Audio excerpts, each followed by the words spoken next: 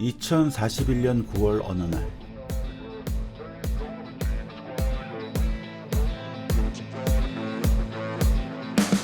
인간들이 만든 모든 건물들이 녹색으로 변해가기 시작합니다.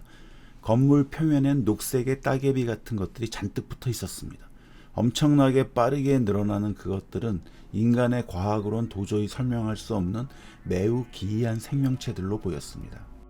건물벽이 얼마나 단단하게 붙어 있는지 건물을 파괴하지 않는 이상 표면에서 그것을 떼어내는 것이 불가능했습니다. 그것은 이미 건물의 일부나 마찬가지였습니다. 건물뿐만이 아니었습니다.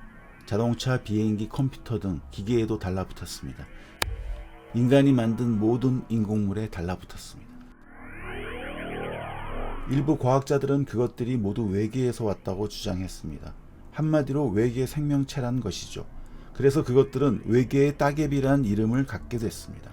과학자들은 그것들이 나노 크기의 포자 상태에서 순식간에 자라나며 강력한 분비물을 방출하여 콘크리트, 금속, 플라스틱 같은 재료를 분해해 영양분으로 사용한다는 가설을 제기했고, 또한 그것들이 집단 지능을 갖고 있을 것으로 추측하였습니다. 한편 그 따개비들이 모종의 이유로 급속한 돌연변이를 일으킨 지구의 오손 생물이라는 주장도 제기됐습니다. 오손 생물이란 물속의 기계나 구조물에 부착하여 성능을 떨어뜨리거나 무게를 증가시키는 지구상에 존재하는 수중 생물을 말합니다. 그것들은 배, 해저기지, 조력발전소 등 여러 군데에서 문제를 일으켜 왔습니다. 대표적인 오손 생물로는 따개비류, 굴류, 담치류, 석회관, 갯지렁이류 등이 있습니다. 이것들은 배나 구조물의 표면, 물을 끌어다 쓰기 위해 설치된 취수관 안에 부착합니다.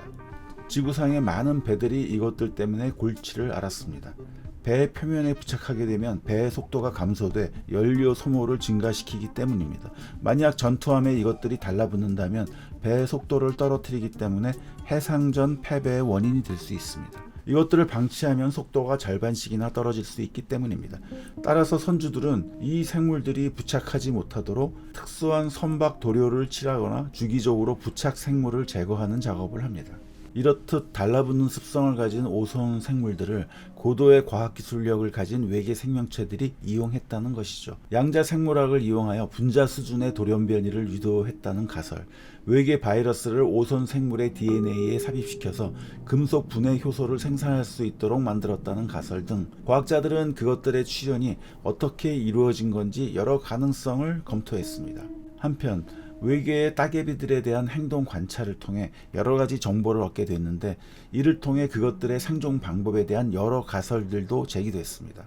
첫 번째 가설, 외계의 따개비들이 전도성 촉수를 통해 전류를 흡수하거나 기계 내부의 배터리나 회로에서 직접 에너지를 채취한다는 것입니다. 발전소, 엔진, 컴퓨터 시스템 내부에서 번성하는 것들은 기계 작동 시 발생하는 열을 흡수해 대사에 사용한다는 가설도 제기됐습니다. 두 번째 가설, 외계의 따개비들이 철, 알루미늄, 실리콘 등을 분해해 무기염과 같은 에너지원으로 사용하고 플라스틱을 화학적 에너지로 변환하여 영양소로 활용한다는 것입니다. 세 번째 가설, 전자신호, 데이터 흐름 등 기계의 신호 체계를 교란하거나 조작하여 자신의 목적에 맞게 재구성할 수 있고, 기계나 구조물을 자신의 보호막처럼 흡수해 더 크고 단단한 구조를 형성시킬 수 있다는 것입니다. 세계인들은 외계의 따개비를 물리치기 위해 똘똘 뭉쳤습니다. 실로 오랜만에 세계가 하나가 되었습니다.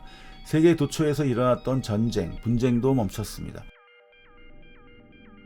그러나 상상을 초월하는 번식 속도와 강한 생존력을 가진 그 미지의 생명체들을 물리치기에는 역부족이었습니다. 놈들은 절대로 떨어지지 않았습니다. 절대로. 인간들은 엄청난 무력감을 느꼈습니다.